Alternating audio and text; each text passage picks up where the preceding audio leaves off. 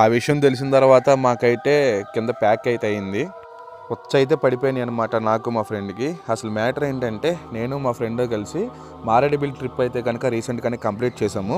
Maredumilli trip complete చేసిన తర్వాత మాకైతే కనుక రీసెంట్గా న్యూస్ అయితే వచ్చింది ఒక 5 days బ్యాక్.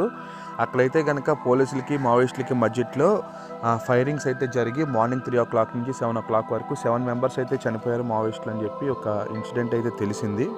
ఆ విషయం తెలిసిన తర్వాత నాకు మా ఫ్రెండ్కి అయితే కనుక ఊపిరి ఆడలేదు అనమాట.